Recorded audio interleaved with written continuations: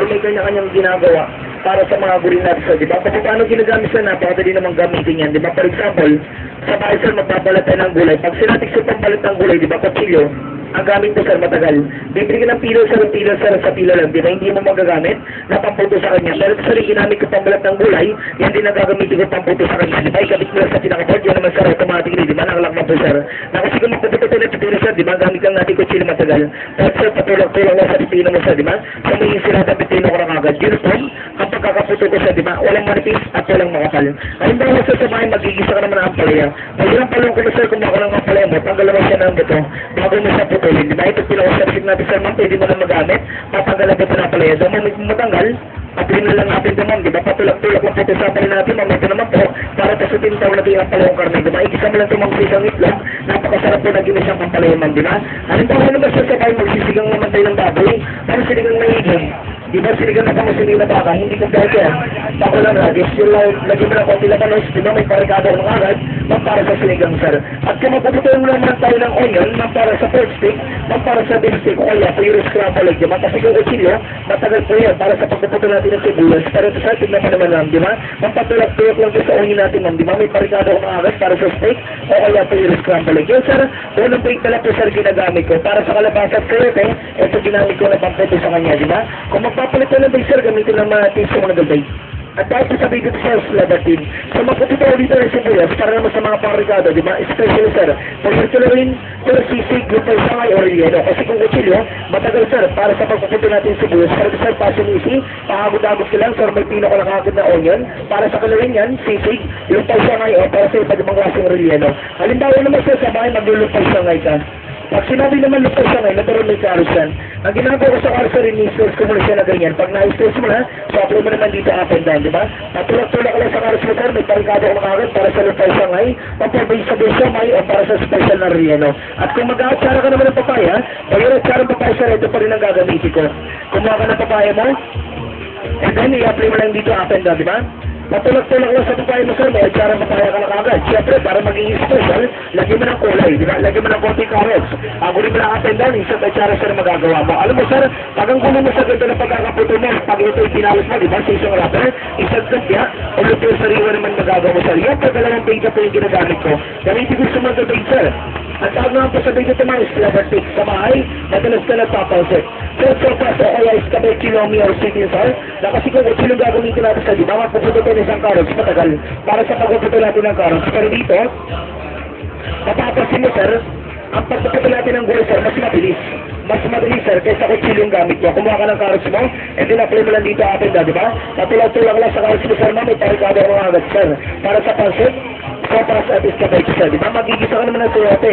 Pag sinabi naman ginisang sayote, kung sino gamit natin sir, di ba? Nagagawang puto sa sayote sir, lagi yung pain.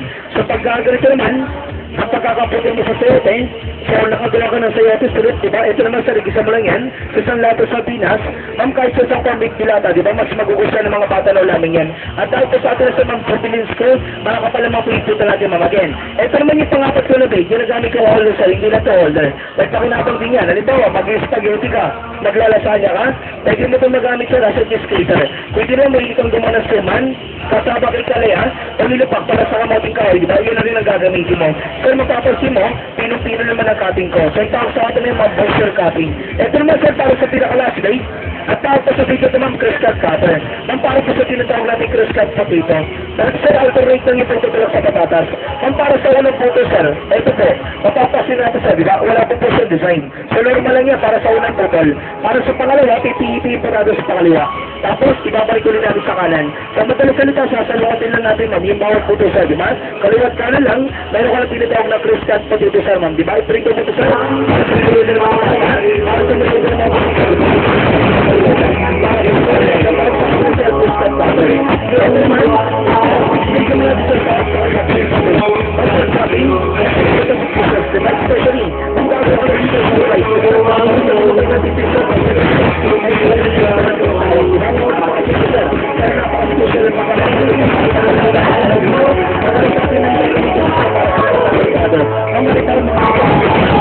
sa apitada kaldereta, lahat ang patutulan ng presyo, lagi may design.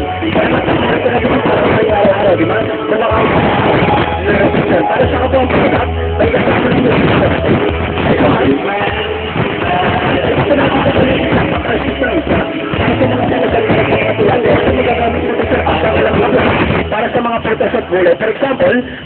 dito sir, di ba may bulok dito, itapat na sa bulok, tapos press mo ng thumb, so igutom na sir, automatically tanggal ang bulok, di ba?